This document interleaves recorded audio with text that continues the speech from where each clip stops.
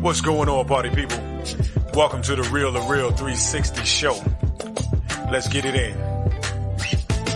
We do the knowledge and wisdom so you can understand. Real 360 shows in full command. We changing the game for how it all was taught. From bondage to freedom to an independent thought. Yo, the show is here to bring about a change for real. To lighten everyone so we all know the deal.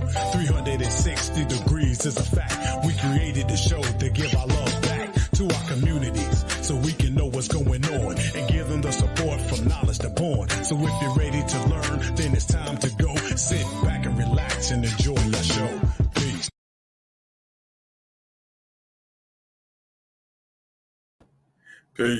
Peace and blessings. Peace to the nation, the gods and earth, Allah's mighty 5%. And to all the human families of the planet Earth, I greet you in the lovely name and the manifest powerful name of Allah. And welcome to the Real 360 show. We have another great episode with you. We have bringing back to us one of the dynamic speakers we had on here earlier, and she is back to wrap it up and give it some more juice as only she can do it. And we are so excited to have her back. So at this time, ladies and gentlemen, will you please welcome our special guest, Miss Kimberly Brazwell. Hey, Queen.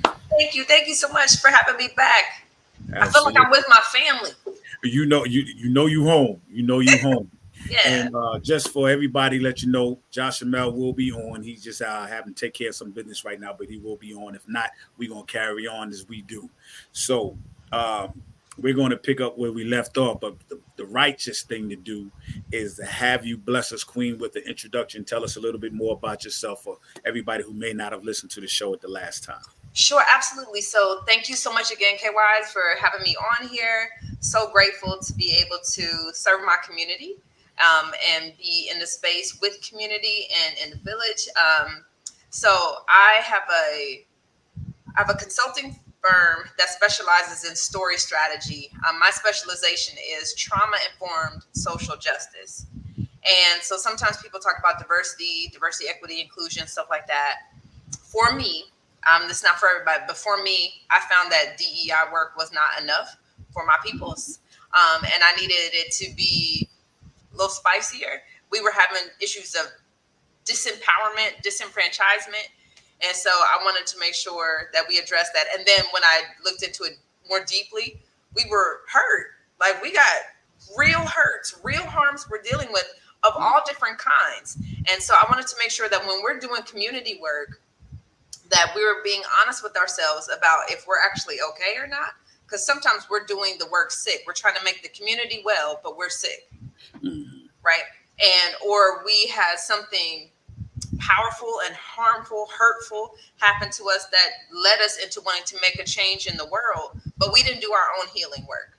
So a lot of the work I do is with people who are trying to do the good work, but also have an interest in working on themselves. So I wrote a book about some diversity work that I did in a school district that was traumatizing for me to try to like change the whole zip code that I was working in, and they didn't want real change. I don't believe in fake change. If we're gonna do it fake, then I don't want to be part of it. Absolutely. Right.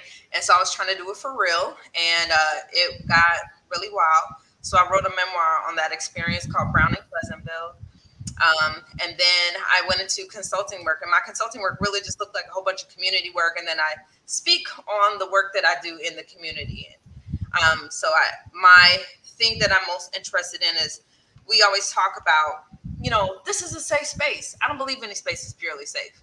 I got family members who know me very well, and they don't know how to make me feel safe. So why would you, if you don't know me, right? You know, and so I'm very interested in this idea of how we make spaces safer or braver or more courageous, so that if and or when I need to tap into something deeper to do the work on myself or to help somebody else get well, the space is conducive for me to be able to do that. Whether that space is my family, the place where I work, the place where I worship, the place where wherever, if it's anywhere where there's other sentient beings, is a possibility for us to get it wrong. And so my interest is trying to figure out how we can get it right and how we can make sure that we're not increasing the harm that we've already experienced in our spirits. Okay. Well, again, thank you for coming on and expressing that. I would like to talk about a couple of things. One, the abnormality of what you're saying as far as creating a safe place. As most people say, we need more police in our neighborhoods or policing our neighborhoods to create a more safer environment. Yeah. I look at that and say, I think we're going at it about a wrong way by saying that when first, in order to make anything safe within yourself, like you say, we have to police ourselves as Yeah. people. Because if we want to make any change within our native narrative and perspective, we first have to make the change with us. Yep. I think sometimes it does a disservice to say we need more policing. Well, when you do get more policing, they raise more taxes. They sometimes the police personnel that they hire are bullies by nature Hmm. and feel that once they get a badge, they become it's their legal right to abuse the system Right. instead of doing what is supposed to be right by the status quo of rightness in that aspect. So that's one of the things I want to ask, and let's see have that dialogue about. Yeah. It's interesting when the topic of policing comes up. There's this really dope book by an author named Resma Menakem. The book is called My Grandmother's Hands. And one of the things he talks about there's racialized black bodies, racialized white bodies, and bodies who get into policing, right? And one of the things that I'm always thinking about regarding policing is there tends to be a pattern, not always and not for everybody, but there is a pattern in people who, I don't know what your story was before you got license or permission, right? But once you did you abuse the power that you had? And what makes a person abuse power when they have it? I'm always curious about, like, what is the story that you've experienced that makes you get in a position where you feel threatened so easily by something, anything, any perspective that's different from you. As soon as you're threatened, your first inclination is to misuse or abuse power. And it's funny that we talk about this because I don't think this happened by the time the last time I was on the show. But in between the last time I was on and now, my guy and my two daughters and I went on a trip, and we were in Ocean City, Maryland, and we're walking on the boardwalk with my little puppy dog on my chest. The puppy was so little, it was on my chest, walking out, having a good time, just black joy, dancing with my puppy dog and everything. And we pass people, they stop and they're looking at their dogs, we're playing around and everything. And I know y'all like, what does this have to do with policing? Well, on our way leaving the boardwalk, sun setting, it's a beautiful day, whatever, me and my girls dancing with the puppy dog, two patrolmen stopped me. I'm like, what's the problem? Long story short, they asked me if my dog is a service dog. It's a puppy. Mm-hmm. Strapped to my, like, literally the puppy's in a baby carrier. Correct. So clearly it's not a service dog. And they questioned me about this. And as soon as I start questioning them back, one of the officers feels threatened and decides that this is a good time to give me a ticket. Really? So people are starting to like form, and I'm questioning them. One of my daughters has a panic attack because she's grown up in an era seeing black bodies get in conflict with policing bodies, and something bad happens. And it's just craziness and madness is ensuing. So now I'm trying to calm myself down, right? I'm trying to calm myself down. People are watching this spectacle happen. And I got two police officers giving me a ticket for a puppy dog. Wow. How did I make you feel unsafe? And when it was all said and done, the one officer says, I'm giving you I'm like, why did I don't even understand why I'm getting this ticket. He says he gave me the ticket because I was arguing with the other officer, not him, with the other officer. What? Right. So then my question is this: what is going on with you that there's something about me that made you feel threatened enough that I made you question your own safety enough that you felt you had to escalate something as simple as being black while walking on a boardwalk?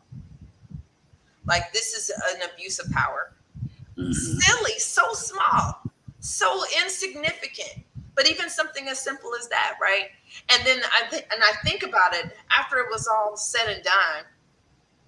if I had gone up to 12, which I wanted to do, right, then I have my daughters worried about what would happen. Days before that, my guy and I were in our car riding around, and somebody cut us off a couple times, pulled a gun out on us in the highway. Full speed highway, they cut us off, they pulled a gun out on us. Now, eventually, we end up deciding to not take things into our own hands. Right. We call 911. 911 asked, are you sure it was like, is this an emergency? So if I can't call you, wow, right? If I can't call people who are supposed to protect me and keep me safe, who keeps Black bodies safe? And this is the question about policing. Like, full circle, this is the question about policing. Like, I don't feel safe calling you. So who's protecting me? If something happens, who protects a Black body?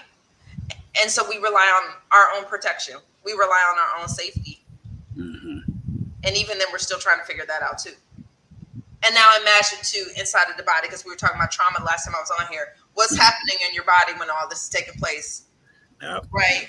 Because when the incident, because when the incident's over, it's not over in your body. It's not. And then we live it, and we live it, and we live it, and we live it. Generation after generation, we have a physiological thing that's happening regarding Black bodies and our relationship to policing. Mm-hmm. And it's old. Just in case folks don't know, you can look it up yourself. The history of policing in the United States is tied to enslaved Africans. Absolutely. Somebody had to go get the ones who was trying to free themselves. That was the beginning of policing. We don't even have a natural relationship with police. And that's a shame, you know. And people look at it as an oversight and take it for granted, you know, misguidance. In all kind of ways to make it justify the means when it's ridiculous at sometimes when it's overboard. Yeah. But right about now, ladies and gentlemen, my brother and co-host has just signed on. You know, I know he's been working a double, so y'all got to give my man some love. Mr. PhD, Joshua Mellor, welcome aboard, God. Peace to have you, man. Peace. Pardon, you know what I'm saying? Pardon my delay. Just kind of beat up, but how you doing, Miss Kim? How's your days going? I'm grateful to be here in the space with y'all. So, I caught the tail end when you were speaking about something with the policing of America at this point. I think that's the subject we're going with right now. In the state of affairs that you see, how do you feel that the Black and brown people will be able to rise above whatever, you know what I'm saying, the situation is? So I think the challenge with the whole thing, and it's funny, this word keeps coming up, is fear. And we were talking too about, KYS and I in the beginning, we're talking about safety and safer spaces and things like that. One of the things I think about with that question that you asked, Josh Chanel, is like, what happens if a person doesn't feel safe inside their own skin? Right. Like, if I don't feel safe in my own being, how can I feel safe anywhere else? And if we think about, you know, sometimes people have said comments, it's controversial to use the phrase, but people feel like Black people, particularly Black men, are endangered species. Like, wherever you go, there's a risk. Like, we worry about you when you leave the house. We worry about you having like a threat on your body at all times. God forbid if you're big. Mm-hmm.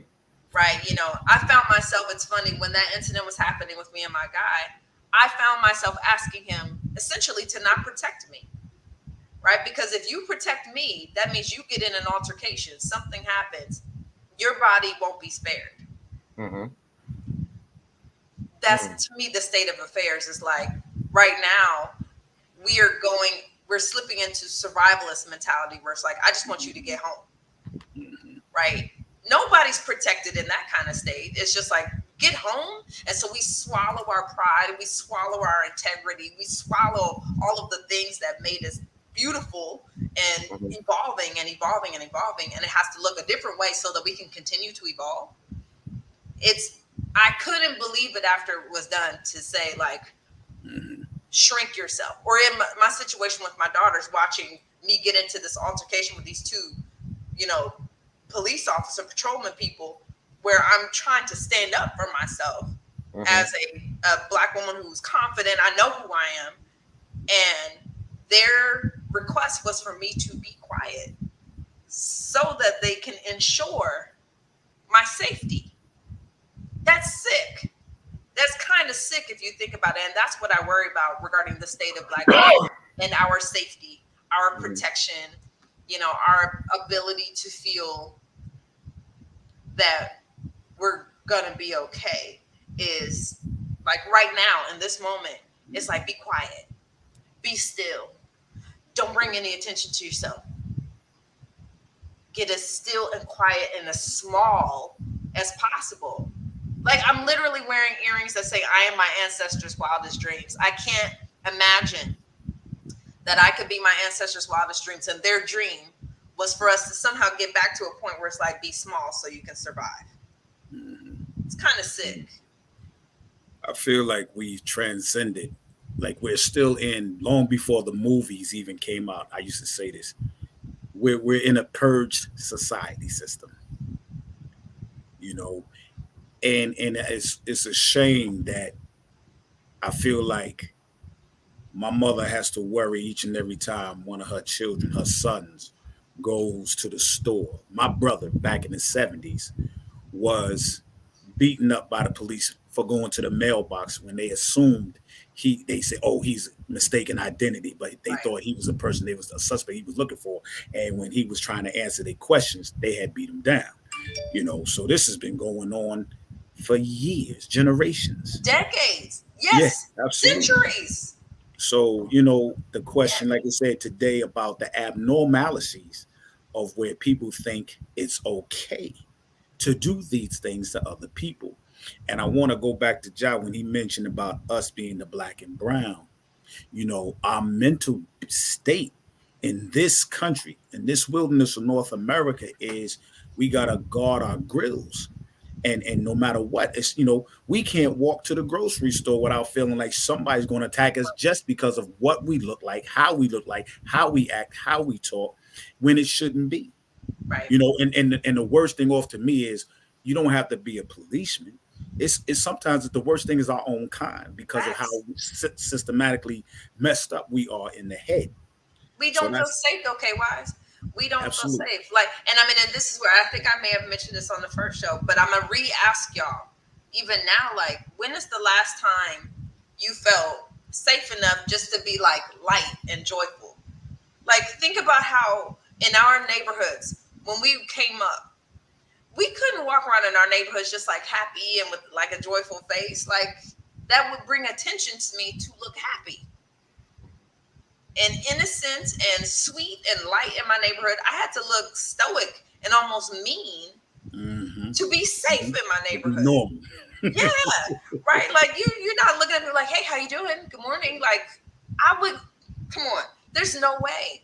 Now, what does that do to a psyche if your way to be safe, to protect yourself, is to view anybody as a threat? What does that do to your mentality if everybody is a potential threat? When do you feel safe then? Like, when do y'all ever feel completely safe? I guess when I'm asleep. Because if I don't know what's going on, anything around me, I'm safe because I'm not worried about anything. But when I wake up, my first consciousness is to make sure I'm checking on myself being okay, is my family okay, nothing is happening. Now I'm in a nice, quiet neighborhood, but who's to say something may not happen? Sometimes I worry more in quiet spaces. I'm kind of different. I don't have those issues. Whereas I worry about too many things because I made a safe space for myself. In an environment where you're in a basic war zone where you're trying to rebuild, a Black man's self-esteem, because of the things that you've been saying. I've built a place where I can be comfortable in my own skin. And I'm not going to allow outside entities or individuals from different races to make me feel less than, or make me feel like I should be in fear of them. Because once I step out my door, I'm comfortable anywhere I'm at. It's just I'm not going to allow them to dictate my paces, my places, or anything else. I watch how, during these periods and times, and some of the things that you speak of is some of the reasons why we do have issues with men and women relationships, because we have to basically shrink ourselves in front of our woman where she don't feel protected, and this, that, and the third. And the sad thing about it, as a man, you're supposed to be willing to give your life for your family. But see, that's the thing, though. We love y'all so much, we don't want you to do that, right? And that's the thing.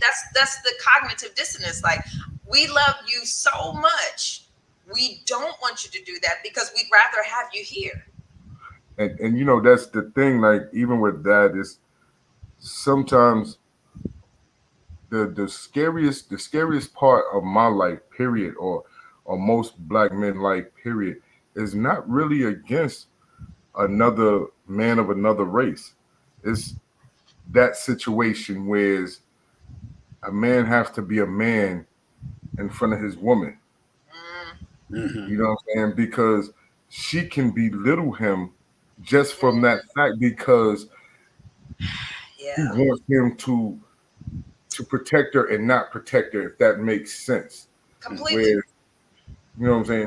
She wants you to stand up, but then she don't want you to stand up. And then when you don't stand up, you become this weakling, this weak little individual. So the dangerous part isn't really outside the door. It's inside my home. On your home. It's funny you mentioned that.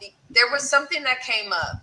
Two things, though, actually, Josh Mill, that you said that I wanted to mention. One was you had mentioned about feeling safe wherever you are, feeling comfortable wherever you are.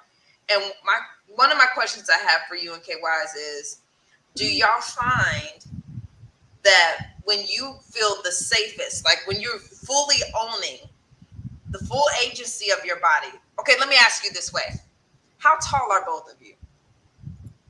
I'm 5'10".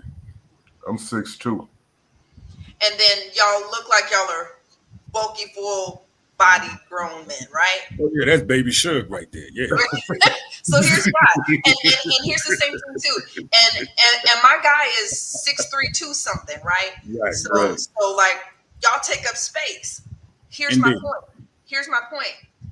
I think there are times when Black men feel the safest when it's like, I'm not worried about anybody. I feel good. And that's when the world fears you the most. Exactly. And that's what I was about to say. You're in the most danger when you feel the safest, because then everyone else perceives you as a threat, because like, why are you so confident and comfortable?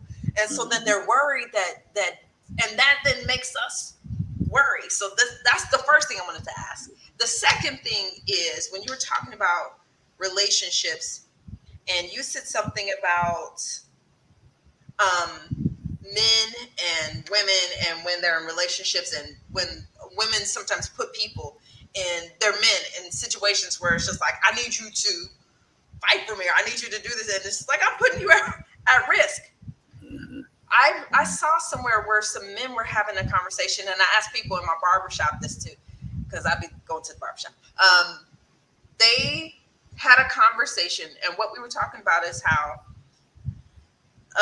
the men were saying that they don't believe that the women in their lives notice if they're happy.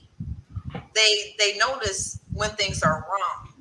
And they said, they were like, the men are saying, I make sure everything's good, right? Whatever, making sure my woman's happy, making sure she got everything she needs. And that typically no one's paying attention to the happiness of the man unless or until something's wrong. But like keeping him happy versus just like everything's good because she's good.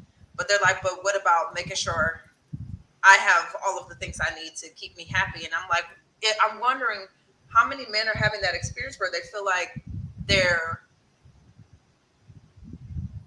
that the people who are closest to them, particularly Black men, have their best interest in mind regarding like your happiness, your quality of life, versus you having to take care of everybody else. You see what I'm asking? Indeed. One thing about that situation, if you ask any man that, 9 times out of 10, he's going to say that his feelings in that situation isn't going to be accounted for. Yeah. When it comes down to whether or not he's happy, he don't know that aspect. See, when it comes down to relationships, you have to be a nurturer enough to make him want to go back out here in his world and deal with these different devils on different levels. You know what I'm saying? To fight, to protect, all the things that the burden that he take on. But that's not the case. Majority of men that's walking around today, they sit there and they swallow a lot of pride.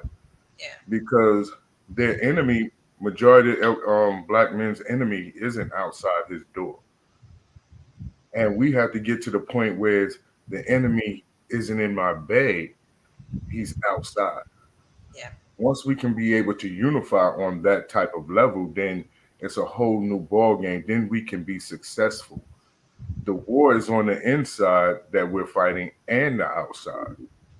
So then there's no place you feel safe. There's that's the thing. People think about being safe outside.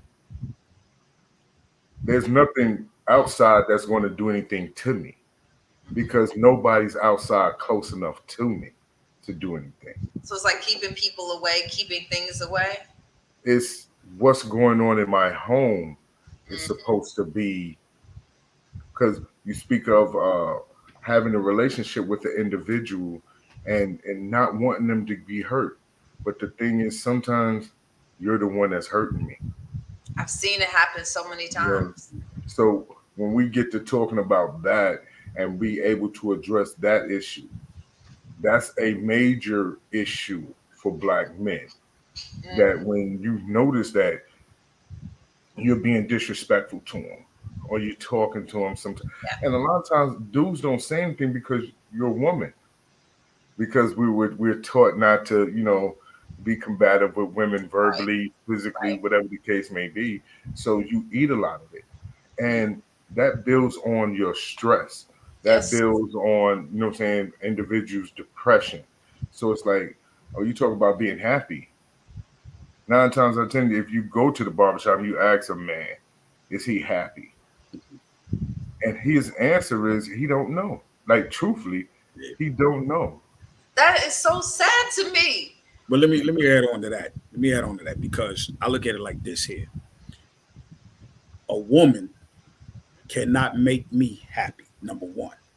Right. So when you talk about happy is a singular conjunction or a singular part. Yeah.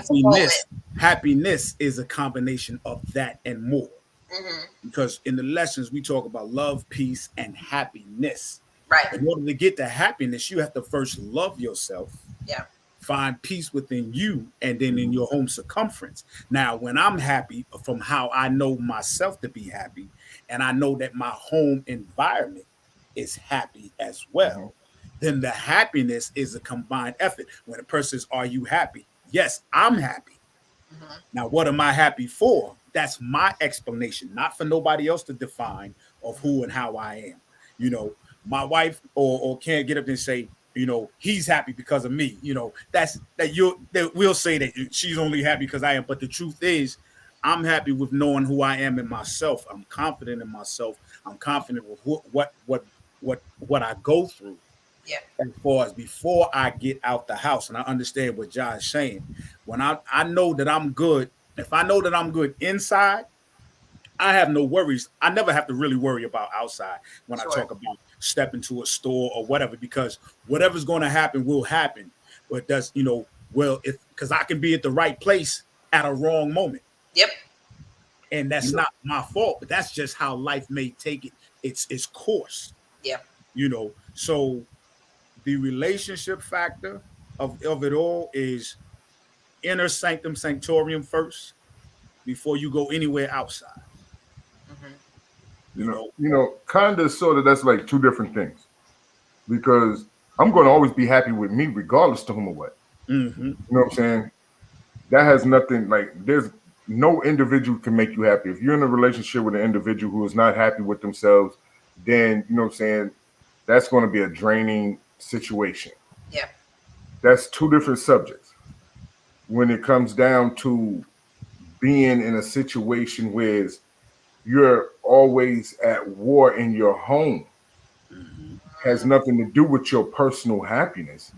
It has something to do with the hell that you're living in for as an environment. See, a person can't make you happy, but they can make your environment hell. Yeah. You understand me? That's the key thing. Yeah. So when you're talking about heaven and hell, you know what I'm saying? And these are mental states. These are things that individuals are battling within themselves. It has nothing to do with my personal happiness, because I'm happy with me because of the things that I've accomplished, the things I've overcome, and things of that nature. So that alone will always bring a smile to my face. But what will bring a joyful environment far as inside your home or in a relationship? Because, like I say, once you go out the door, I can't control none of that's going on. And if I can't control what's going on outside, and I can't control what's going on inside, then that's a war. And at some point in time, that's what makes individuals separate, because they're going to war in places where they shouldn't. Yeah. You know what I mean? So we're talking about building something and establishing something. That's why we talk about, even in the nation, before you get married, you must marry an individual's mind before you actually marry the body or be contractually or obligated to an individual. So once you marry this mind, then you know and understand that you don't have that hell in the home. You know what I'm saying? That like Omar Cunningham got a song called "I Can Catch Hell at the House." You know what I'm saying? Because of the simple fact is you can. This is where this and I've seen people do it intentionally. But see, this is a subject, and this is something that no one wants. It's like taboo to people, that you're talking about things that go on in the home, the war that's going on in the home. House business, they call it. Right. We see on the news, you know what I'm saying, the white boys shooting up in Illinois. We see the white boys shooting up in Buffalo. We see what happened in Texas. We see all these different things that are going on. But inside my home, I'm immune to that. Yeah.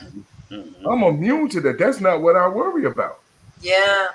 You know what I mean? That's not what I worry about. Yeah.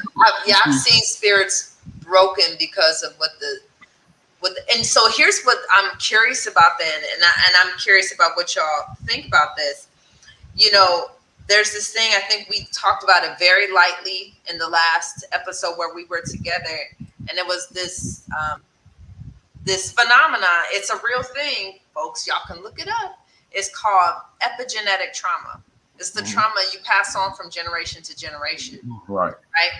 And I think what people don't realize, first of all, that's something that Black people should have known a long time ago. It would have been like, oh, that's what that is. Because there's some stuff that we blame ourselves for, other people blame on us. And it's like, I inherited some stuff that don't even belong to me.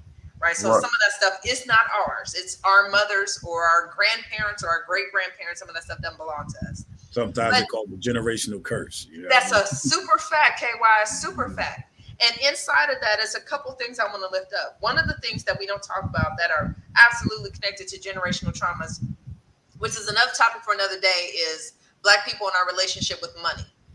We sometimes have generational trauma issues regarding money, about how we spend it, how we feel about having it, not having it, keeping it real. You want to change if you get something. I want to stay close to the. It's like that's a whole thing. And that's sometimes connected to generational trauma. But as it relates to this topic right now and what we're talking about, especially relationships, there's a lot of families where they're carrying carrying around generational trauma in the way that we think about relationships.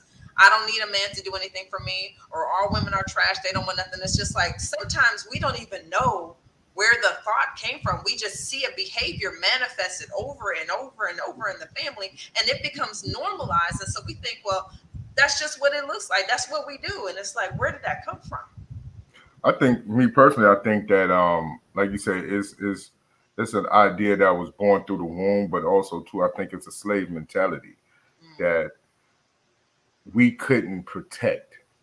I was looking at something similar where it says that when they were raping us, you couldn't protect us, and I wanted you to.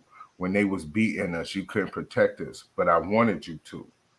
When things were going and was taking our children, you couldn't stop them, but I wanted you to. So being in a place where individuals feel helpless, or they reverse the polarity inside the black woman's household, where the man used to be the head of the household, but he's not in the black family. In the black family, the mother is, but he's the burden bearer because he takes the blunt of the punishment for the things that happen generation. So the heart, like I said, it goes back into the foundation of the relationship, but these are things that are passed down through the womb, because the woman has been protecting the child since slavery and been telling the child how to act, how to walk, how to talk, not to be aggressive. And we talk about defeminization. This is the key and the core to that, because she's telling him not to be aggressive toward him. Don't fight him. You know what I'm saying? You can't fight him, because if you fight him, I'll lose you. You know what I'm saying? I'll lose you. And this is a thing where you have to have certain conversation with your boys. You know what I'm saying? Before they leave out the house, or, you don't know if this be the last time you see your husband because of certain aspects. But I feel like this has been handed down from slavery, when black men couldn't protect. When they was buck breaking black men in front of their families, or they was killing the black men in front of their families. So the fear factor alone is manifested through the womb of the woman to the child, and she's raising him in that nature, not to be aggressive. And then over the years, she loses respect for the black man because of the things that she went through that he couldn't protect her from. You know, the word that keeps popping in my head, Josh Jamel, is I wonder, specifically as it relates to this idea of epigenetic trauma, I wonder in how many people, in how many relationships, in how many households, over how many generations do we have men and women who are not even realizing that they're experiencing resentment, like hurt and resentment, right? And they don't even know it, right? And when you think about this notion of like, what does it feel like if for generations you felt unprotected? Right. Right. And then you don't even realize that you might be, whether it's fair or not, you're angry with black men because they didn't protect you. Right. Right. And so then you make a point to let them know, how, like, this is how I feel about you. I demean you. I demoralize you. I do these things. And it's really because I'm hurt. I'm resentful and I'm hurt. And that may have had nothing to do with that black man that's standing in front of you. Right. But on an implicit level. Right. But you got all of these layers that came from it. That's mental baggage. Absolutely, right? People in your ear, the aunties talking about the experiences they've had, the grandmamas, like you keep hearing about how these people are no good. And then you get somebody in front of you and you treat them the same way.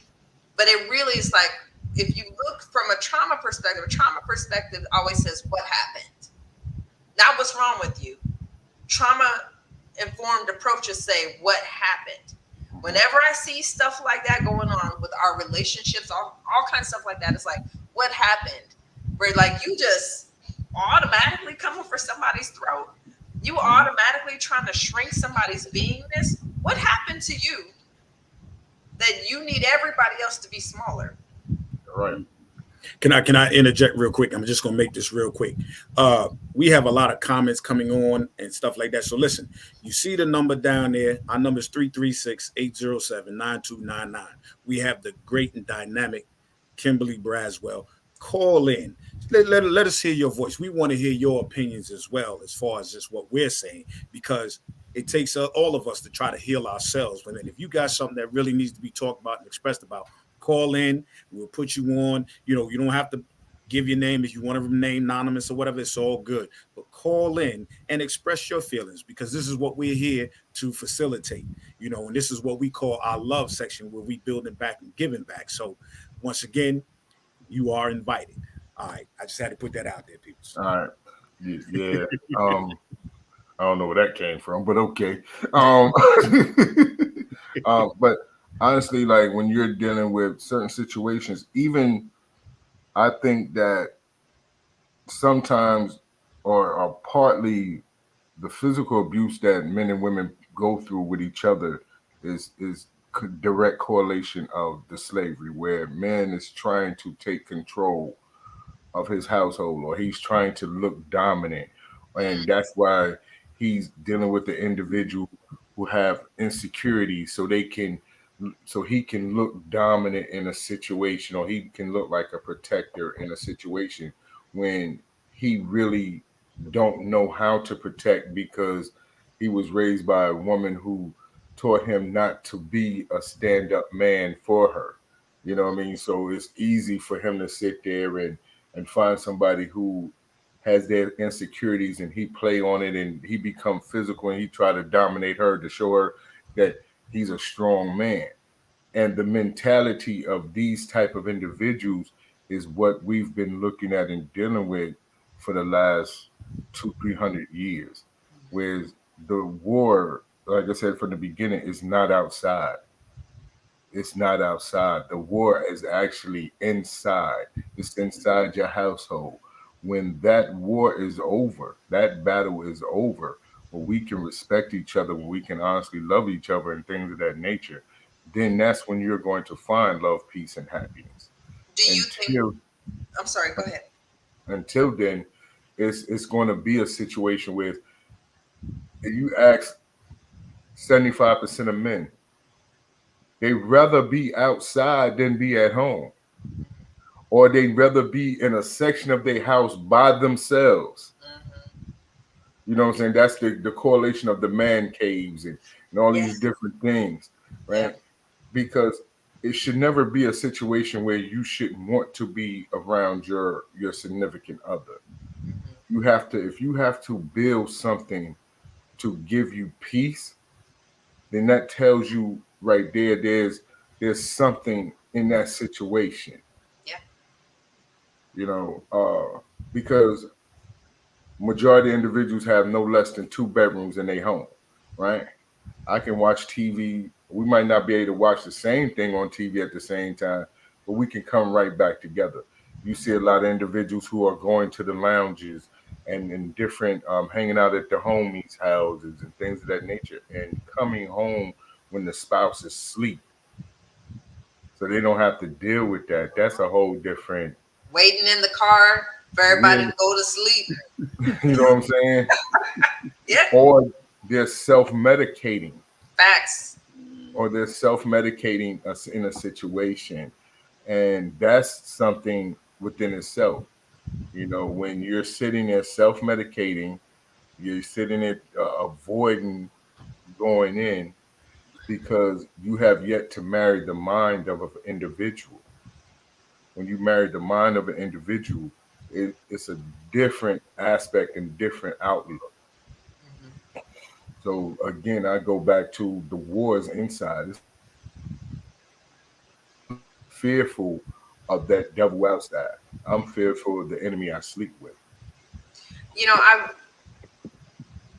I wonder about if people are really ready to do the personal work that it takes to make sure your mind is right. Like, it's not like automatic where it's like, I'm good. It's like, no, you're not. You have to do a whole bunch of work to be good. And And I wonder how many people are really ready and willing to do what it takes to make sure that their mind is right, so that when they meet another person, potentially their person, that they're ready. Versus like, I didn't work on any of my stuff, so I met you and you're meeting me and all of my baggage and all of my issues and all of my traumas, and good luck and Godspeed, and we can work this out together. There's so many people who are not ready to do their work.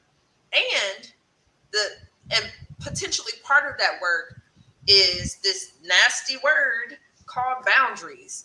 And there's a lot of us who do not have them, or we have them and they're actually too strong, meaning that they're not a healthy boundary. Like, it's like you're blocking everyone out on purpose, and that also is not healthy. It's like, how many of us are really want to do the work? I'm sorry, go ahead, K. Wise. That's I call that backdoor fear to me. Yeah. You know, where you have a situation where you want to confront it within yourself. Yes. But you're holding, see, the thing is, we hold ourselves back from our own movement. Mm-hmm.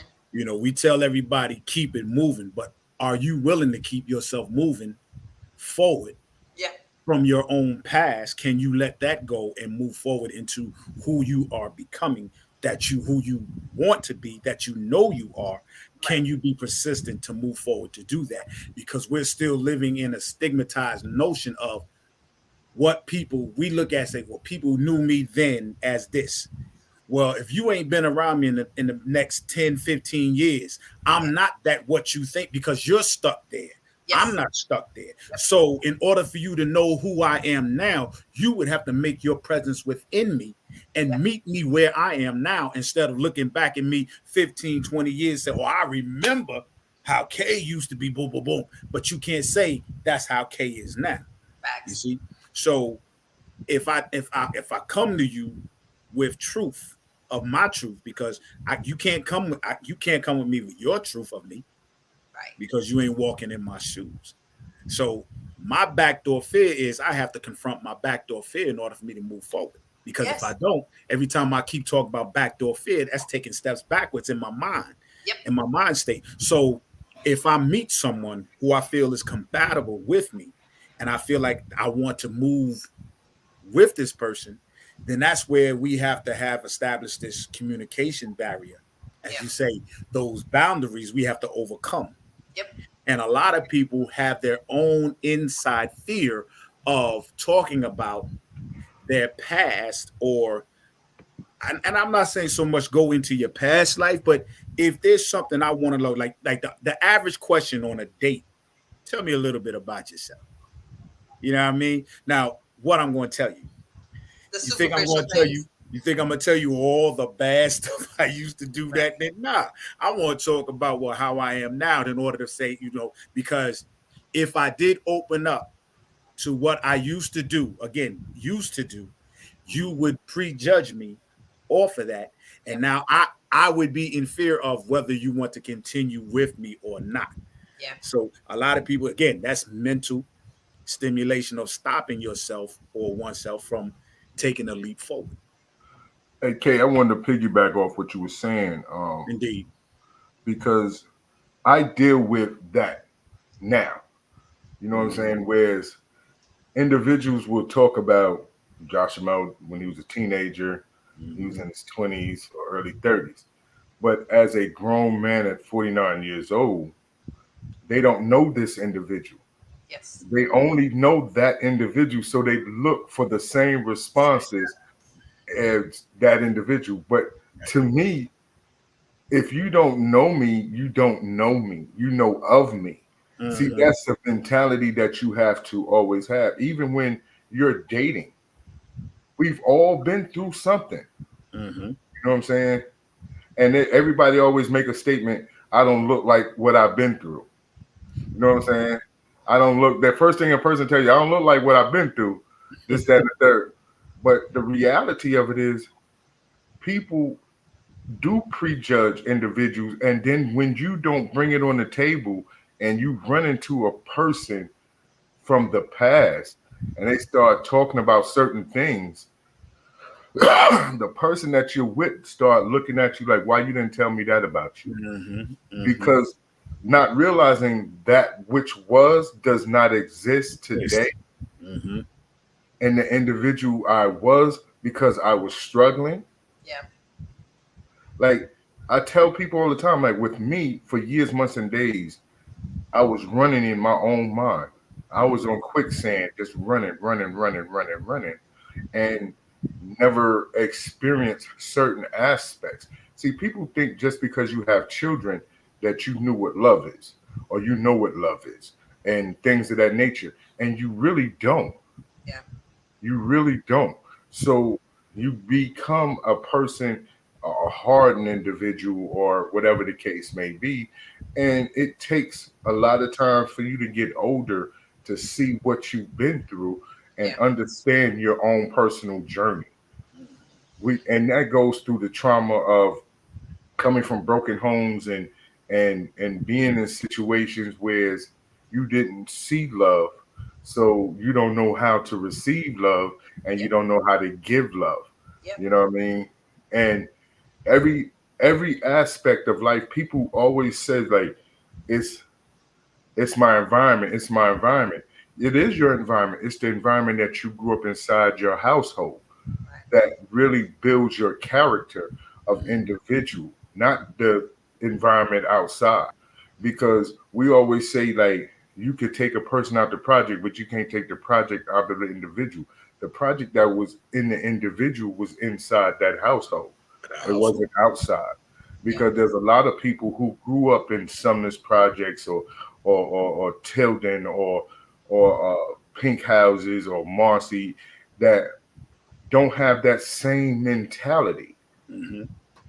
Because inside their household was not that mentality. Yeah. So the environment that we talk about goes back into the enemy inside the home. Yeah. It's never too much. Like we always blame, quote unquote, the man. You know what I'm saying? We blame the man for everything. You know what I'm saying? The man is holding us back. Nowhere around when stuff's going down. And he's nowhere around. What's actually holding you back is you're holding yourself, you're holding on to something that does not exist. We're holding on things where we sit up there and go, you know, I got to do this because if I don't do this, she's going to be upset with me. Then fuck it, be upset. Pardon yourself. Be upset. Because self-care is major. And I want to say, Josh Mel, not surface level self-care. Because I can't tell you how many times people say, oh, I'm self-care. If it's not going deep, it's not self-care. That's cosmetic. Like I see women say, well, self-care, I'm going to get a mani-pedi. Did you really feel like that mani-pedi healed you? Because if you go back home and you make life miserable for everybody, that mani-pedi didn't do anybody any bit of good.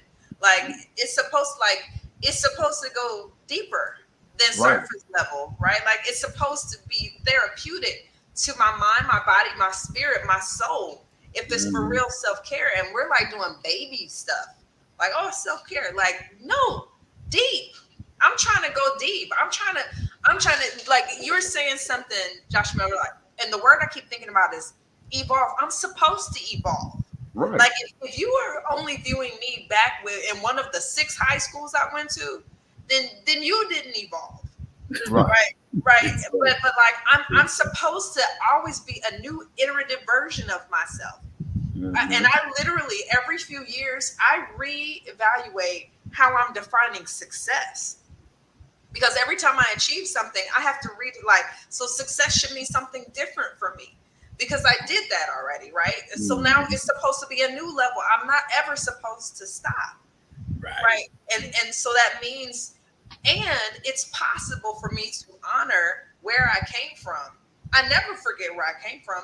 I never forget those stories. I bring the stories with me. I bring the people with me. I bring the energy with me, and I'm able to evolve. And I think part of what we do is we get stuck. Like we act like we can't do both. So you either feel like you got to keep yourself in that old story or that evolving means getting brand new. I'm not brand new. This is a the more refined version of who I was always supposed to be, and we're afraid of that. And you know, the what's funny is we always say, if I act the same way I acted in my 20s, I wasted 29 years. If I act the same way I acted at 39, I wasted 10 more years. Yep. You know what I'm saying, of my life. So a person, a lot of times, they don't want to see the growth in you, because that means that the growth in you that they haven't accepted is the growth that they haven't even strived to have for themselves. Like it reminds them that they're stuck, right? Yeah, I think, hey, Wise, was it you who used the word stuck? I can't remember who used it, but like when people have an issue, when they're trying to hold on to who you used to be, especially, I don't know, have y'all ever experienced this? I'm sure y'all have. Y'all ever experienced something where someone's reminiscing with y'all and you realize that the worst version of you was the best version of them?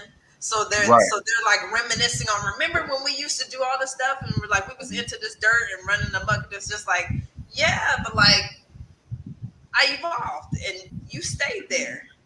Right. Yep. And that's the reason why they always will throw it back in your face. Yes. Because that's the best part of their lives. They're going through a hell. They're going through a hell mentally and emotionally. So they're going to always throw back to that point in time when you were with them and they were dealing with other stuff. Yep. You know what I'm saying? When it comes down to the reality of dealing with people, you have to always be mindful, like, they don't know me today. We go to a class reunion every 10, 15 years. Those individuals you graduated from high school with do not know you today. Yeah. And the first thing, your conversation is what happened in 1986, 87, 88. Yo, you remember how we used to be at them house parties and how we used to do this, how we used to go here. Those things let you know that we don't have no up-to-date conversations. Right. We're talking about the same thing that we talked about in the last we saw each other. The last saw each other in the senior cafeteria when we were flipping nickels and playing tunk on the table or spades or whatever the case may be. Yeah. So it's always that is the equation. So that moment in time is precious for someone because they're stuck in that. Right. You know, I had a wise woman tell me a couple years ago, and it's come up again and again, and I think it's important for us to know, particularly for us, our people, our journeys, you know, for those of us who are really trying to press forward, press higher, press vertical, evolve. I think it's important for us to know, especially as we talk about healing, getting healthy, getting our minds right, that when we decide to heal, when we decide to evolve, when we decide to like become the better, you know, versions of ourselves, we can't bring people with us. Like, it's not like you can be like, well, I'm gonna get better and I'm gonna get my whole family, like, we all gonna do this. No, we're not. This is a personal journey. Like, you can hope people come with you, but you can't bring people with you. You can want it, but you can't. Like, I think about people from my old neighborhoods, and there's some people who I wanted us all to do good. I wanted us all to have, like, to eat. I wanted us all to get some money. I wanted us all to be able to, like, go to school, whatever those things were. But you can't bring everybody with you. Right. Because some people don't want to go. They don't want to do the work. And then we'll fight them. You know, like, let's have this conversation and let's do this. And you should make different choices. Like, it's your journey. It's a personal journey. And I think one of the things that's hard about that is that means there's people who we really deeply love, and there's going to be some element of those relationships that we're not going to get to grow with other people. Like, I'm sure we have family members where you made a different choice than they did. Friends where you made a different choice than they did. And your lives look very different, and you love those people. But it doesn't. You can have 1,000 motivational conversations with that person, and it's not going to make them behave any differently than they have, because it's their choice. And sometimes that hurts. You know, when we want to see the people who we love do well. Absolutely. But I'm saying this out loud so that we are reminded that it doesn't mean that we're supposed to slow down our stuff. You got to keep going. Like, so you press vertical for you. You do it for you. You do it if you got kids. You do it for your kids. You do it so that you can't make other people do it, but you're going to model it for somebody. Somebody's not going to want to do that relationship the right way. You do it. And you can't make other people like, y'all are great men. You can't make all the men you know. I bet y'all have some friends where you're like, you are on some old dirt McGirt. And like, you can't necessarily make that dude do it be better. You can't. And y'all know y'all got friends like that because I have got friends like that. You know, where it's like, I can try, you know, but like this pep talk's not going to make you behave differently. So what happens though is you made the choice to do it, and then people watch you, and it's up to them though. Because sometimes I get a lot of people who are like, "Well, I just want this person, and I want us to do this, and they're not listening to me." Your journey, it's not their journey. That's what I was going to say. When it comes down to like the Dirt McGirt homies, they have to, you know what I'm saying, rethink and they have a history of doing certain things, and it's become habitual for them more so than anything else. And you have to change your mind state of whether or not you're ready to grow. When you accept that the things that you're dealing with and the lifestyle that you're living isn't conducive to where you want to be, that's a whole different ball game. That's when you start seeing a grown man settle down and become that family man, because he's got to the point where he don't like the way he's living. He has to make that decision. And it has to be an open conversation between brothers that we should be able to have with one another, that we can sit there and pull each other card. Because see, we got to stop making certain things acceptable within, you know what I'm saying, the realms of being inside the brotherhood. Some things that we should not accept. Some things should not be considered, oh, he's just being a man, or that's, you know what I'm saying, that's a man-ish, or whatever the case may be. We have to stop normalizing bullshit.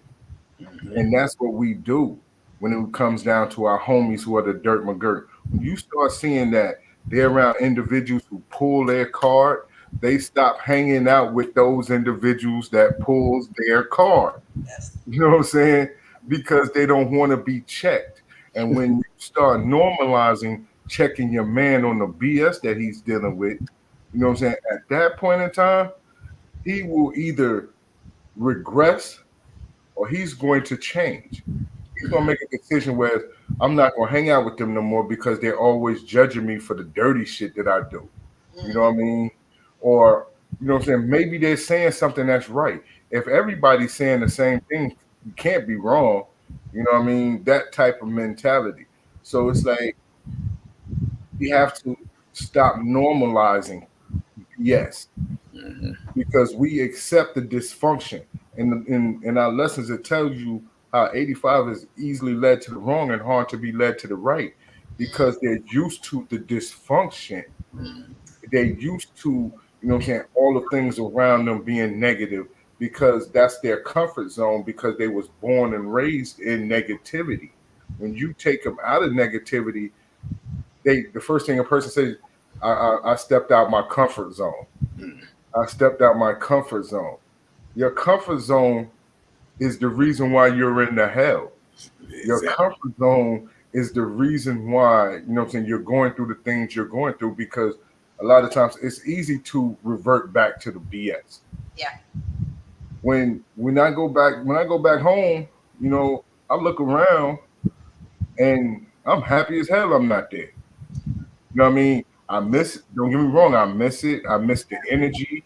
I miss all the above. But being in the projects, being in a situation where you got to keep your head on the swivel because you never know. You know, because in our neighborhoods, we're our biggest enemy. Yeah. But it's like these are the conversations you need to have. Damn, bro, You 50, 60 years old, you got to wake up to a beer? Damn, bruh. You know what I'm saying? Every time I turn around, yeah. you know what I'm saying? You 50, 60 years old talking about where the hoes at, and you got grandkids. Yes. And now your grandkids is the hoes. You know what I'm saying? Yes. These are the conversations that's like needed to be had. Like, sit your ass down somewhere. Yeah. Like, we have to address our own brother. Sometimes it's that's the hardest thing because people are scared to lose relationships that they already forged, but not realizing that you don't lose your brother, you don't lose your sister from a conversation. Right. You lose an individual who was never your brother, who was never your sister. You know what I'm saying? In that course of action, I know, like with me, loyalty is major. If an individual is shitting on K, and I'm halfway cool with that individual, I'm not cool with him anymore because my loyalty lies with my brother. Yes. You know what I mean? Yep. But the whole thing is needing to be able to address both these individuals and get to the core of what actually is the problem that you have with my brother and be genuine in the process. Yeah. But ultimately, it's that person's choice if they change. But Right. but you got to still keep doing what you do, like no matter what. And that's the thing. You have to be genuinely you. You have to be in a situation where you're comfortable in your own skin. Yep. If you have to do things behind a person's back or you have to sneakily go do something, then you're not comfortable in your own skin. Right. Yeah. Right. And that's a major flaw. Like, I have a small group of individuals that I'm close with. And I feel in that group of individuals, we can say what's needed to be said to each other. And nobody outside that group can influence how we feel about each other. I've had conversations that were some hard, hurtful conversations that needed to be had for me, needed to be had for them, but it was never nobody outside of that could plant a seed of deception with us. We like, yo, we ain't on the same page right now, but we'll get there. You know what I'm saying? We're going to address that. It's not going to be an outside entity to make me hate my brother or hate my sister. That's the real deal. There's conversations that need to be had as adults. You know, we worry about the man. We worry about the white supremacist. We worry about all these things. We even worry about, you know what I'm saying, gas going up to $5. Shit, we've been talking about boycotting anyway. So let's make other ways to make things happen for ourselves. You know what I'm saying? Because at the end of the day, the rise and fall of a nation is in the woman and it's in economics. So basically, if you take the economics away from an individual, you make their back pockets touch, then they're going to want to come sit at the table with you. Then they're going to want to respect you. So we have to be mindful of these things. But the major thing is have that conversation. Have that conversation that's needed to be had, because if you honestly cared about an individual, you would have that conversation. I truly agree. And it reminds me of something you said earlier, K-Wise, is like, I know from my family, my way of breaking the generational curses in my family is by talking about the things we said we were, like, nobody's talking about. Right. Like, we're addressing it. I said it out loud. I call family meetings about things. You know, I'm just like, like, we're not about to beef about silly things. We're not about to trip about this. We're not going to act like this whole thing isn't there. We're not all going to be mad at a certain person, but no one's had that conversation with that person. Now, again, what you do with it is on you, but it's not going to be on my conscience, you know, about this. And so one of the ways, you know, one of my favorite quotes is, justice is what love looks like in public, right? If love is an action word, then that means, like, I should be demonstrative in it. So I'm going to do everything that I can But I'm not going to sacrifice in this full circle. I'm not going to sacrifice my own peace of mind to try to force you to find yours. Right. I'm not going to do that. But the invitation will be there. That's the thing. Once it's on the table, then there's something. We're going to address this elephant in the room. Mm-hmm. We're going to address this elephant in the room. And anybody that knows me knows that I'm emotional. You know what I'm saying? Whereas I can go from 0 to 60. And we've done a show, and it was just me and Kay, and I went in. I went in because say it ain't so. I went in, and there's certain, and I understand what the triggers for me when it comes down to. See, that's something when we're talking about knowledge of self, people think it's more about lessons and learning about your ancestries, but it's not as much as learning your own triggers.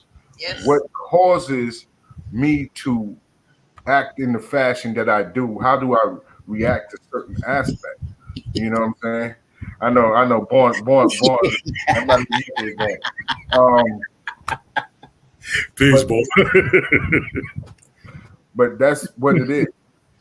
I'm the type of person, if we got an issue and we have yet to address that issue, I'm not going to get publicly and address it, but I'm going to hold it until me and you can address it. Yeah. And when we address it, you're going to feel all that energy. Mm-hmm.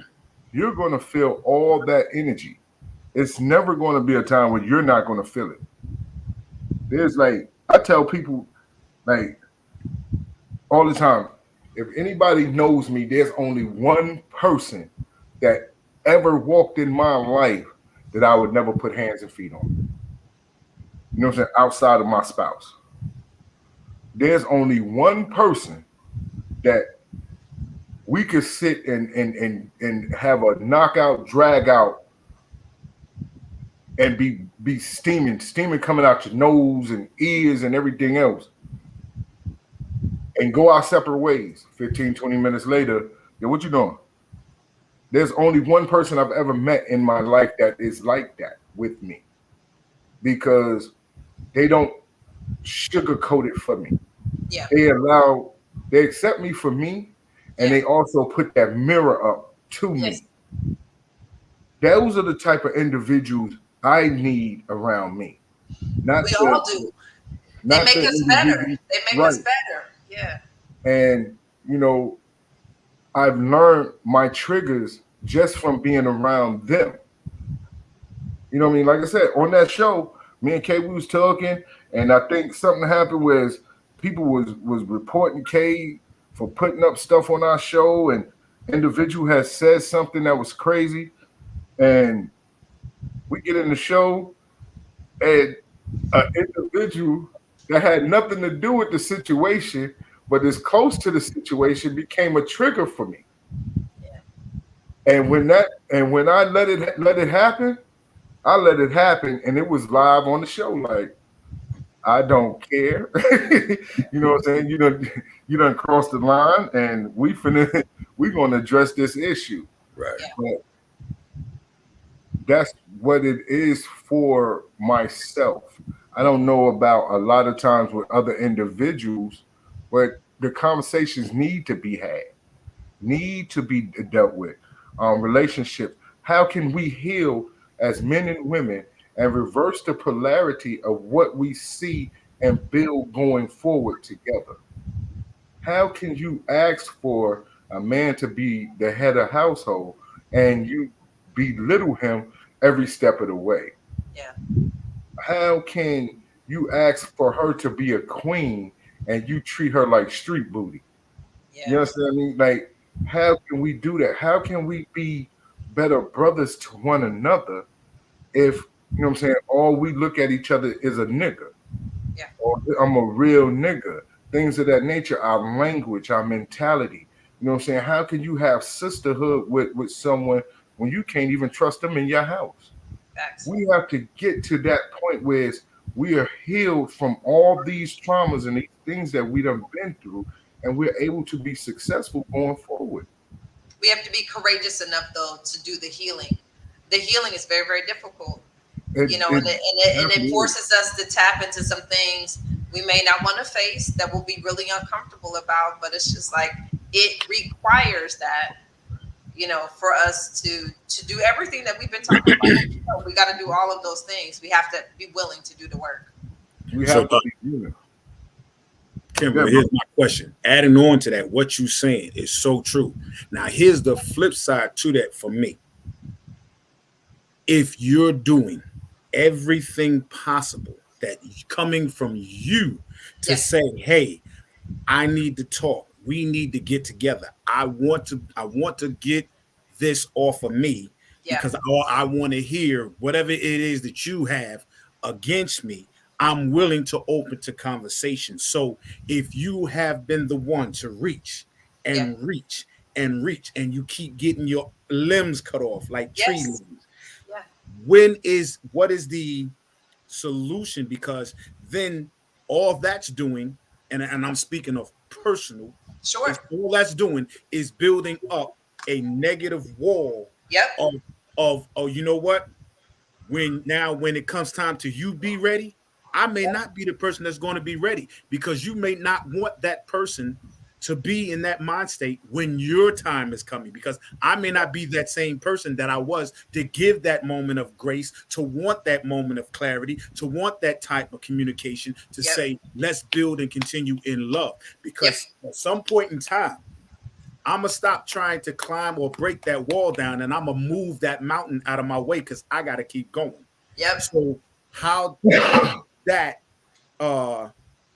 compensate in this type of manner? If we're talking from the mental healing stimulation side, how does that help on it? Because that's another side. Because like John was talking about, we need that communication. But if that communication is not being met, what measures do we take for the person who's like, I'm good, but really I'm not good? Two words. The first word is expectations, and the second word is boundaries. So the first one regarding expectations, one of the things that goes wrong in most of our relationships is that we don't have realistic expectations about what the person has the capacity to give us. We want to believe that they're going to be all these things they can do, to try harder to do it. Like, if they don't have the capacity, then they can't do it. So this means that I have to change my expectations. You have shown me that this is not something, what I'm asking you for, you're not capable of doing right now. It might change later, but in this moment, you're not capable. So I need to reimagine my expectation of you. I've had to do this with family members where I wanted us to have this kind of relationship. Well, we don't. Like, I've reached out to you a bazillion times. I've forgiven you a bazillion times. I've given you a bazillion chances, and these things have fallen flat. So I still love you, but I have a managed expectation that what I'm asking of you, you can't do. And you have your own personal reason for why you can't do it. That's cool. But I'm not going to continue to harm myself by having an expectation that you cannot meet. So I changed the expectation to say, like, this is what I need. You can't do it. So now I'm not going to put it up here, because if I put it up here and you've already shown you can't do this one, you sure can't do this one. Right. So I bring it down to what you can do. And if this isn't what I need, then I put a boundary in place, a healthy boundary, right? So I know for me, when I've had that family member where I'm like, I wanted, I thought our relationship should look like this, and it didn't. So then it took me years to be like, you know what, you're never going to be able to be who I need you to be for me. Okay. Managed expectation. I managed that. Then I had to put a boundary in place, because this person is just going to be harmful to me. Every time I'm inviting you in, you're going to do something that's going to hurt me, and it's going to regress my progress that I'm trying to make on myself, for me, for my kids, for whatever. Like, I'm trying to break the generational curses. Every time you come around, we reinforce them. So, boundary. This means I love you. We can't talk all the time. I love you. I'm not fixing your problems. I love you. I'm not giving you money. I love you. I'm not doing X, Y, Z, this, that, and the third, and yakety schmack. I'm not doing those things, because when I do these things, it puts us back into this pattern of behavior, and it doesn't work. So I can only talk a couple times. I can only talk for so long. You don't have access to me about X and Y and Z kind of thing. And when I do that, I'm protecting myself. I'm not completely cutting you off, but you don't have the access to me that you used to have. If things change for you, maybe we can reevaluate it. But until those things change, this is my boundary and these are my expectations. And I can't move them, because this is, at this point, I got to be the healthiest version of me, because I got babies watching me. And if I subject myself to this with an unrealistic expectation, I'm teaching them to accept things that they shouldn't have to accept. If I don't show them the boundary, I'm teaching them that these things are green lights when they're supposed to be red lights. I'm not letting stuff be like, come on, when it's supposed to be stopped. And I don't care who it is, friend, family, whatever. If you're harming me, Right.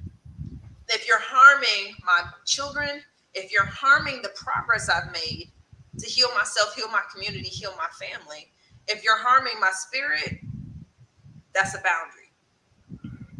Excuse me, Miss Kim. How much of this is recognized when it comes down to the victimizer?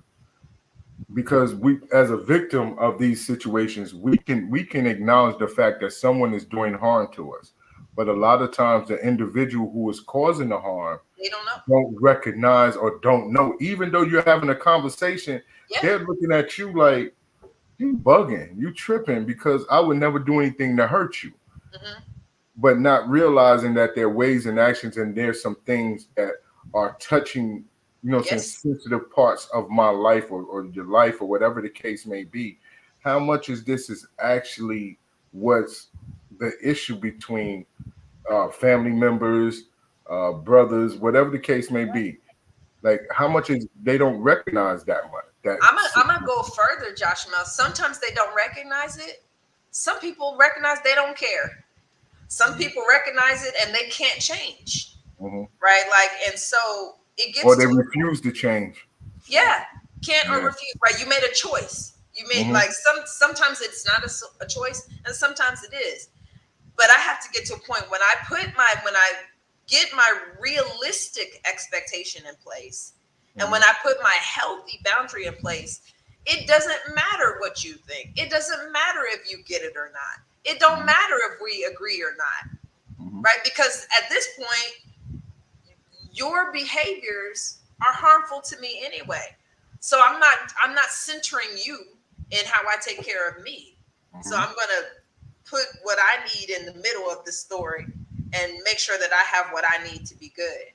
But I mean, that was in my situation, and this has been multiple times, but in my situation, it was that the people didn't understand, or they didn't get it, or they didn't really know, or, well, I tried and I did this thing. It's cool. It's not, it doesn't even matter. Like, you do you, and it's whatever you think you need to do. That's fine, well and good. This is my boundary. You can think whatever you want on the other side of this. You can feel however you want on the other side of this. This is my boundary. And again, whatever you think is on you, as long as you respect my boundary. Like, I quite literally got a person where, like, it's a family member, and I put a boundary in place, and they know what the boundary is. She knows what the boundary is. She doesn't agree. She doesn't understand. She didn't make the changes she needs to make, but she honors the boundary. Don't call me. Don't call me talking about some craziness. Right. Don't come this way asking me to fix some of your problems. This is the boundary. You know what it is, and you know what it's not. I think I hear you, and I do agree with a lot what you're saying. And I have to say this for me personally. One thing that I can't stand is when you put a front. You talk to everybody else, and you give all the righteous and love to everybody else outside of your own inner circle. Yeah. But when it comes to dealing with your inner circle, You don't want to deal with it because what's inside that internal circle knows you Yes. in that manner of who you are with them. So, and no matter what, I still love you. Yes. But when I want to confront you on your frontingness and what you say to all these people out there, well, when are you going to reinvent that for yourself? When are you going to circumvent that for yourself so that we all can be better? Because at this point in time, like I said, that wall, that Berlin Wall that came down, you have it. I got it right back up, and it's like it's my impenetrable force. Yeah. I mean, and like you said, that's my boundary because I know where now I have to put you in a place outside of my norm. What's good for me is good for me. Yes. You may not like what is good for me, but guess what? It ain't for you. But I still love and treat you the same. Yeah. If we are blood, we are blood. And Yeah. sometimes the blood ain't even got to be pure within the same fam to be blood. Like I said, my little brother right here, I love him since day one. And he knows some of the trials and tribulations that I've talked to him about, gave him, and we both broke bread about things that have been ailing us, and that's between us. That's the love. We're not going to step outside and tell somebody else what's going on with him, because then I would be disrespecting his truth and love with me on our confidentiality. Yes. Now, if he's like, yo, you can tell who, boom, boom, boom, that, I understand that's what you put out there. So if I did it, understand that was your words and I just advocated it rightly. But I'm still going to love you and I'm going to protect you because I'm not allowing nobody else can tell me anything about him to try to sway me from the loyalty him and I have amongst each other. You know what I'm saying? So, and I got that more than sometimes I have with my own family members. And that's a hurting thing. That hurts so bad. That is a very hurting thing. And it's something they can't see it. Yes. Because they choose not to see it for what's happening. Because I don't know, maybe it's just a blanket wall or their third eye is definitely closed because they're not thinking about the whole picture. Yes. It's like you said, the victim and the victimizer, when these two connect and do something, the impact from the cause, the effect damages both sides of different parties in every situation. Because what you might look at me as to come up and follow you in your footsteps growing up, that was all fine then. But I became my own master. I became my own self-lord and master. I don't follow what you follow no more. I respect it, but I don't follow that. Right. That doesn't mean that I don't love you as my brother or sister. Yes. I still got to love you because before all these things came about, we were human. We are human. Yes. So where is the love? Where's the true nature? The true nature of all things in existence. Where's the love? Yep. If you ain't got that love for me like I have for you, guess what? Only thing I can say is keep it moving. Yeah. Because I'm not falling backwards. I'm moving forward. Regardless. You understand? So the healing factor again comes within the self. Yes. Before all things. Yes. And it's good that we can have somebody to talk to about it.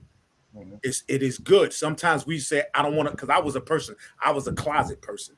I would go into the closet and I would never nobody, what's wrong with you? I have a solemn look and I will always say, I'm good. I'm good. When inside I'm eating up, I'm like a volcano that's ready to erupt. Yes. And I didn't know how to control that. So it caused me to do negative things in my life to get the attention that I should have felt like I should have gotten. Yes. But see, those negative things only led me to a more negative path. Yes. That nobody could save me from. I had to save myself. Yes. So until we confront our own issues, we can never truly say we are truly healed in self. Because even in the good book, in which a lot of them say, the first thing I tell you, when you preaching and talking the word about how much you love God, this and that and that, God is with me, God, and I love each and everybody.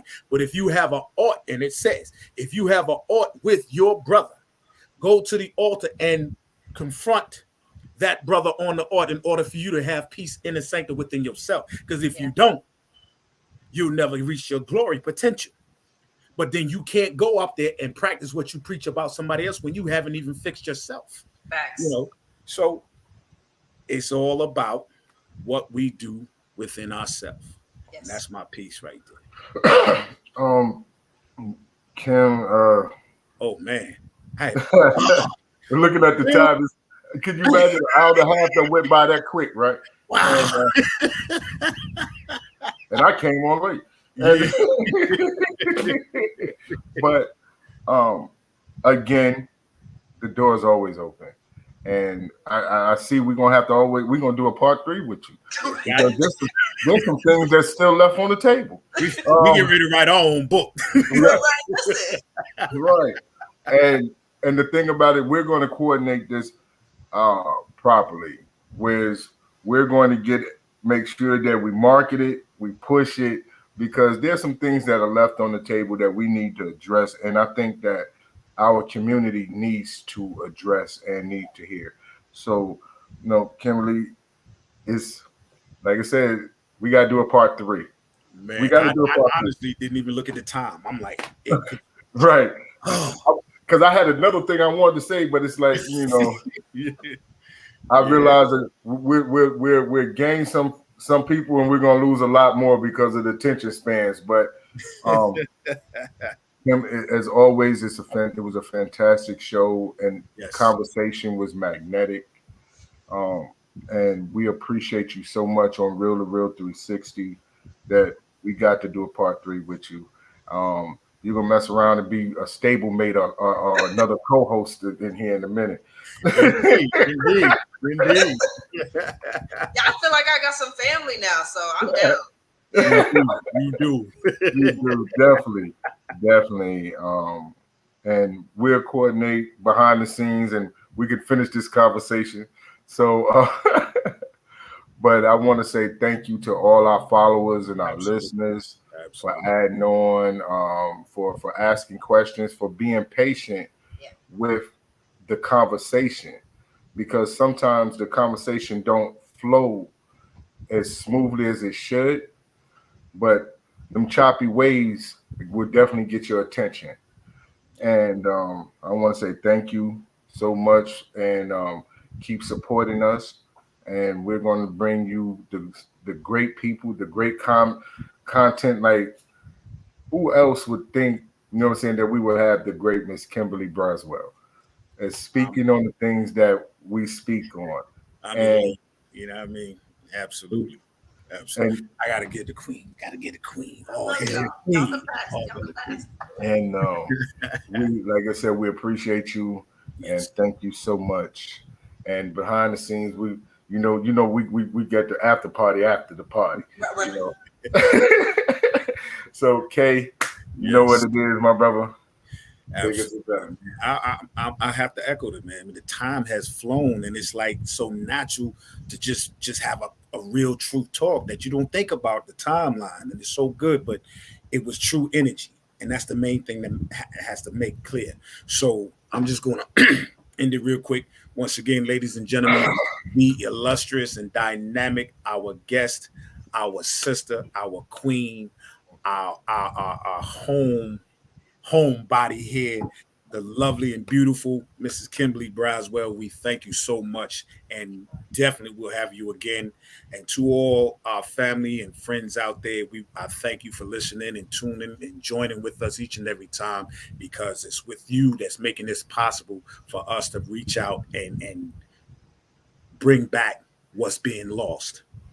The energy and true magnetic of love, the knowledge, wisdom, and understanding will always prevail to bring the culture and give us the freedom that we need. So with that, this is the power in me saying we're going to be out. We love you. I love each and everybody. High salute again to the queen. A big love and salute to my brother, Wakanda forever. You know what I mean? So, oh man, so just tune in. Ja, who we got coming up next before we get out of here? Oh, we have the God Born to Law from Cali. One, one of them lyrical God MCs that's gonna come in and talk about, knowledge of self, how it grew over there, his music, his journey in music, and things that he does in the LA community. So it's going to be impactful on Friday. Also, too, we got some things coming up. You hear me? We got some things coming up. Be locked and loaded. Make sure you pay attention to what's going on. I'm not messing with Born Professor. I'm not messing with Born Professor. Indeed, God. You know, I'm not messing with T'Challa over there. Let him have all that. But, that's that we have coming up, and again, we love all of y'all. And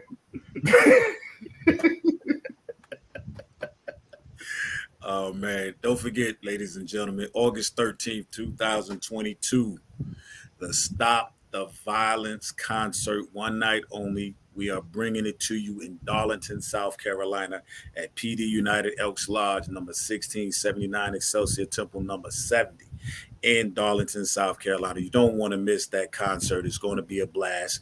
The guards of Real 360 will be there in attendance. We look to see everybody come out there. For more information and tickets, y'all know the deal. Just hit us up on the web.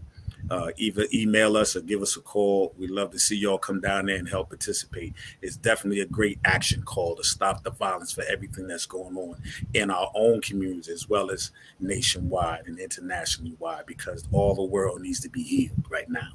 You know what I mean? So we're going to get out of here. Again, I thank each and every one of you for coming on and bringing your truth, light, and wisdom on the panel. And with that, ladies and gentlemen, I'm going to say peace as we do. We are Audi 5000. Thank you once again. yo, ladies and gentlemen, we're starting to come to the end of the show. Right now, I want to take the time out and thank our guests for coming on. Also, too, I want to make sure that y'all listening and subscribing, and tell a friend and keep sharing, because we're going to keep bringing y'all the real content. You know what I mean? So, DJ KY, brother, take us up out of here, son. Hey. I want to give a big shout out to the nation of God's earth, to all the human families on planet Earth, and I say peace. But you are subscribers, those who continue to watch and listen to the show, so each and every time we come on, I give a big shout out of love, peace, and happiness. To be the man, woman, and child of the you and I first. It's time for us to disperse. We bring the best, not the worst. We thank you once again for tuning in to the real 360. Bring a friend to hit that like and subscribe, so we continue to grow to bring more knowledge of wisdom to you upon our show. You make it possible for us to do what we do. Now it's